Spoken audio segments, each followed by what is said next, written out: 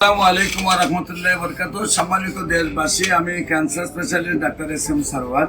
বিশেষ করে আপনারা জানেন যে মরণবিধি ক্যান্সার, সারা ওয়ার্ল্ডের ডাক্তাররা বলেন যে ক্যান্সার, কিডনি, থ্যালাসেমিয়া এই 4টি রোগ হলো মরণবিধি। এই 4টি রোগে আক্রান্ত হলে সাময়িকভাবে চিকিৎসা চলে, চিকিৎসা করতে করতে একসময় রোগীর মৃত্যু হয় এবং চিকিৎসার প্রতি মাসে কয়েক লক্ষ টাকা প্রয়োজন হয়।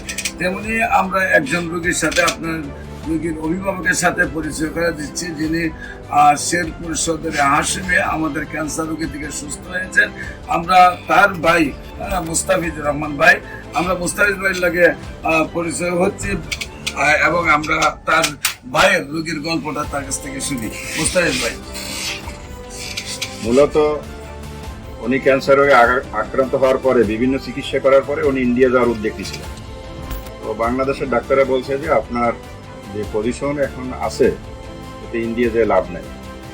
হয়তো বা ওনাকে এভাবে বলে না, ওনার আত্মীয় স্বজন বা আমাদেরকে এভাবে বলেছে যে ইন্ডিয়া যেয়ে লাভ নেই, হয়তো ওনার এইটাই শেষ সময়।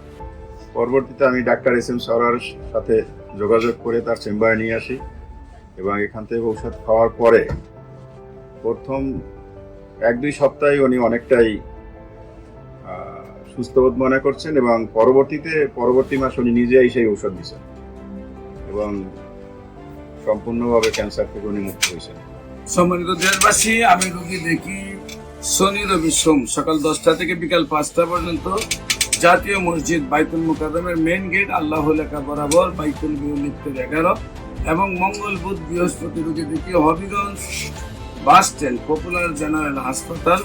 আপনাদের সবাইকে আমাদের অফিস ভিজিট করার জন্য আমন্ত্রণ জানাচ্ছি। পাশাপাশি যে কোনো প্রয়োজনে স্ক্রিনে দেওয়া নম্বরে যোগাযোগ করেন। আসসালামু আলাইকুম ওয়া রাহমাতুল্লাহি।